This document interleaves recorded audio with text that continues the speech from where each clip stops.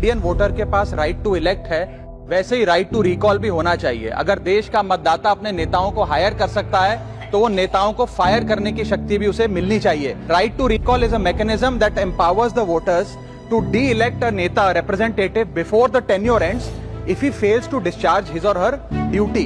Sir, हम MP MLA चुनते हैं, उसके बाद अगर वो काम ना करे, अपने वादे भूल जाए, जनता से दूर हो जाए, तो 5 साल तक इंतजार करने के अलावा जनता के पास कोई ताकत नहीं है। कोई इंटरिम प्रोविजन नहीं, कोई अकाउंटेबिलिटी नहीं, कोई परफॉर्मेंस रिव्यू नहीं, कोई करेक्टिव ऑप्शन नहीं। चुनाव से पहले नेता जनता के पीछे और चुनाव के बाद जनता नेता के पीछे।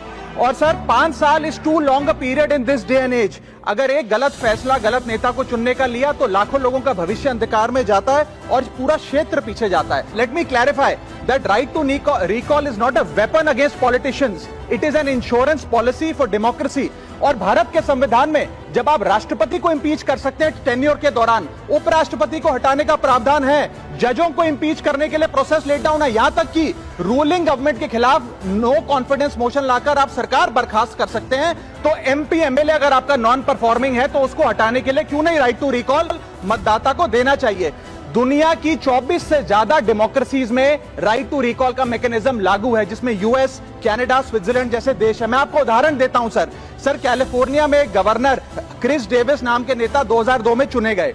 उनके कार्यकाल में मैसिव पावर कट हुए, एनर्जी क्राइसिस हुआ, बजट की मिसमैनेजमेंट और गन शूटिंग की वारदातें हुई। उसके चलते 1.3 मिलियन कंस्टिट्यूएंट्स ने एक पिटीशन साइन करके दी कि इन्हें रिकॉल किया जाए। वहां के चुनाव आयोग ने रिकॉल वोट कराया 7 अक्टूबर 2003 को और 55% मतदाताओं ने वोट किया कि इस नेता को बर्खास्त किया जाए। ग्रेट डेविस को हटाया गया और आर्नल्ड श्वार्ज़नेगर को वहां पे गवर्नर बनाया गया। सर, मैं बता दूं कि हिंदुस्तान में भी इसका प्रेसिडेंट है। कर्नाटक, मध्य प्रदेश, महाराष्ट्र और राजस्थान में रिकॉल मैकेनिज्म ग्राम पंचायत के स्तर पे लागू है और ग्राम सभा के लोग मतदाता वोट करके उन्हें वापस बुला सकते हैं। सर, लेकिन इसका मिसयूज ना हो इसलिए हमें सेफगार्ड्स भी बनाने पड़ेंगे। एक थ्रेशोल्ड रखना चाहिए कि 35 से 40% मतदाता अगर साइन कर दे तभी राइट टू रिकॉल वोट करवाया जाए।